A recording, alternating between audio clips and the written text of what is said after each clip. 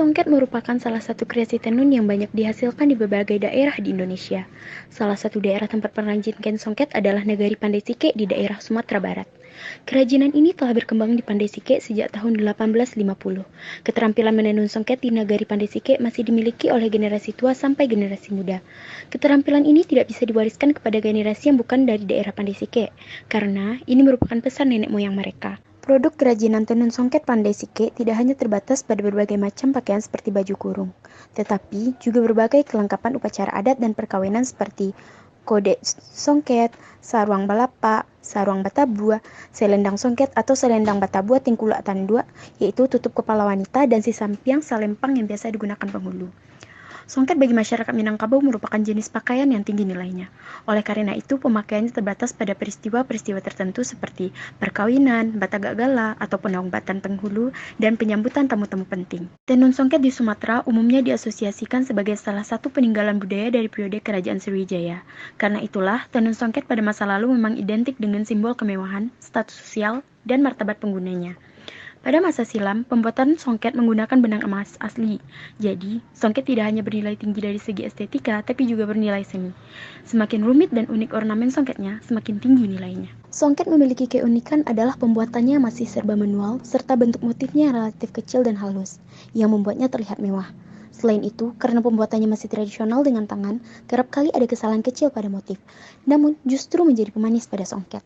Karena sangat melegendanya tenun Pandai Sike ini, sampai diabadikan di mata uang Republik Indonesia pecahan Rp5.000 edisi cetakan 2001. Untuk motif di Pandai Sike sendiri, memiliki lebih dari 350 jenis motif yang khas, antara lain saik kalamai, buah palo, barantai putih, tampuak manggi, salapah, simasam, dan lain-lain.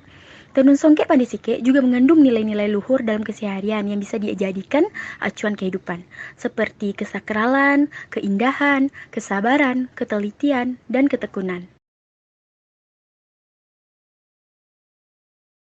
Program pemberdayaan komunitas lokal yang akan kami buat yaitu tentang kain tenun Pandai Sike sebagai komoditas ekspor. Pandai Sike memiliki ciri khas dengan tenunnya. Salah satu tenun yang terkenal yaitu songket. Songket Pandai Sike ini tidak hanya dikenal dalam negeri saja, tapi bahkan sudah dikenal hingga mancanegara. Banyak wisatawan mancanegara yang berkunjung untuk melihat proses pembuatan kain tenun ini, hingga menjadi barang jadi yang siap diperjualbelikan. Jadi, agar tenun Pandai Sike ini dapat bersaing dengan berbagai jenis tekstil yang berkembang di zaman sekarang, sebuah ide muncul di antara kami untuk menjadikan tenun Pandai Sike sebagai komoditas ekspor. Selain dari motifnya yang menarik dan elegan, tenun Pandai Sike juga cocok dijadikan sebagai bahan dasar pembuatan berbagai jenis model pakaian seperti dress, blus, rok, dan lain sebagainya. Program yang kami buat ini lebih terfokus pada bagaimana caranya tenun Pandai Sike dapat dijadikan sebagai komoditas ekspor dan laku di pasaran internasional.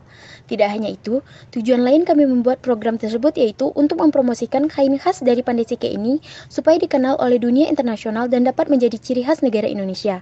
Selain itu, program ini dibuat juga untuk membantu para pengusaha-pengusaha rumahan atau pengusaha kecil agar dapat lebih maju dan mempromosikan kain tenun yang dibuat ke cakupan yang lebih luas. Pada tahap persiapan, kegiatan yang dilakukan mencakup 1. Sosialisasi program tenun pada pihak yang bersangkutan. 2. Penyusunan indikator dan instrumen program tenun. 3. Penetapan tim pelaksanaan program tenun sesuai dengan kepakarannya. 4. Diskusi atau pembekalan tim dalam hal pelaksanaan teknis.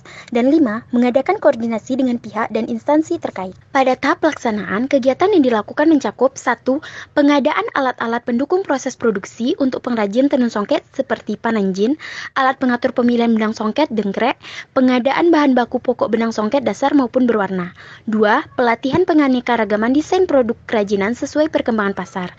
3. Pelatihan manajemen usaha dan pembukuan. 4.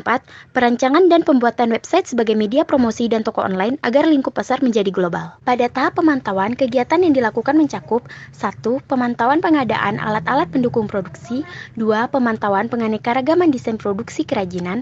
3. Pemantauan pelaksanaan pelatihan manajemen usaha berbasis komputer, dan 4. Pemantauan pelaksanaan perancangan pembuatan website sebagai media promosi. Pada tahap evaluasi, kegiatan yang dilakukan mencakup 1. Evaluasi pengadaan alat-alat pendukung produksi. 2. Evaluasi pelaksanaan penganeka-ragaman desain produk kerajinan. 3. Evaluasi pelaksanaan pelatihan manajemen usaha berbasis komputer. 4. Evaluasi pelaksanaan perancangan pembuatan website sebagai media promosi agar lingkup pasar menjadi global.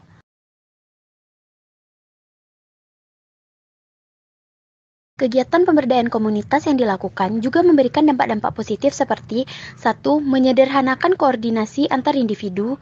2. Saling memberikan motivasi antar individu. 3. Meningkatkan kesejahteraan dalam skala besar. 4. Penggunaan sumber daya lebih efektif dan efisien. 5. Mampu meningkatkan dan memperbaiki kehidupan masyarakat serta kelompok baik di bidang ekonomi maupun sosial. Kegiatan pemberdayaan komunitas ini juga memberikan dampak negatif seperti: pertama, sering terjadi perbedaan pendapat antara satu orang dengan lainnya sehingga muncul konflik baru. Yang kedua, dalam pemberdayaan komunitas juga bergantung kepada individu yang bergabung dalam komunitas. Jika hanya diikuti oleh masyarakat yang belum mengerti tentang sistem ekonomi dan pemasaran, maka kegiatan tidak dapat berjalan dengan baik. Dan yang ketiga, jika anggota masyarakat tidak memiliki kemampuan dalam berkreasi dan berpikir kritis, maka kegiatan yang dilakukan akan menimbulkan kendala dan tetap berjalan statis.